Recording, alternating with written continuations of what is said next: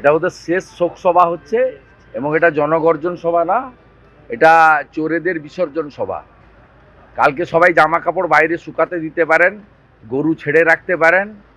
কালকে কোনো চোর বাড়িতে থাকবে না। কালকে পশ্চিমবঙ্গে কোনো চুরি হওয়ার সম্ভাবনা নেই। সন্দেশখালী লোক থাকবে, আমরা তো গাড়ি করে লোক আনবো না। যে মাঠটা হয়েছে 10,000-এর মাঠ, আমার বিশ্বাস 15-20,000 লোকাল লোক থাকবে। নৌকা করে, বোট করে, টোটো করে, অটো করে, মেশিন ভ্যানে, কোনো বাস তো আমরা পাবো না, কারণ ব্রিগেডে কালকে একটা জলসা আছে, ফ্যাশন প্যারেড হবে, র্যাম্প তৈরি হয়েছে। অতএব কালকে আমার ওখানকার সন্দেশখালীর মা বোনেদের সম্বর্ধিত করার জন্য এবং ওদের যে আন্দোলন তার প্রতি আমরা ভারতীয় জনতা পার্টি প্রথম দিন থেকে ছিলাম, কালকেও সমর্থন জানাতে যাচ্ছি। আর বিজেপির অনেক কার্যকর্তা, আমাদের লোকসভার কনভেনার বিকাশ সিং সহ গ্রেপ্তার হয়েছিলেন, জামিন পেয়েছেন, তাদের সম্বর্ধিত করব। 12টার সময় আমাদের সভা আছে।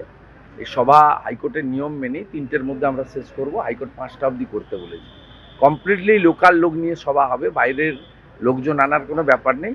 নেতৃবৃন্দ রাজ্য স্তরে আমি তো যাবই, আমাদের রাজ্য সভাপতি সহ আমাদের অনেক নেতৃবৃন্দ যাদের পক্ষে কাল অ্যাভেলেবল হবেন তারাও সকলে যাবেন। আলাদা করে আমরা ওই জন্য কারোর নাম প্রচার করি। ওটা শোক সভা, এটা ওদের শেষ শোক সভা হচ্ছে এবং এটা জনগর্জন সভা না, এটা চোরেদের বিসর্জন সভা। কালকে সবাই জামা কাপড় বাইরে শুকাতে দিতে পারেন, গরু ছেড়ে রাখতে পারেন। কালকে কোনো চোর বাড়িতে থাকবে না। কালকে পশ্চিমবঙ্গে কোনো চুরি হওয়ার সম্ভাবনা নেই।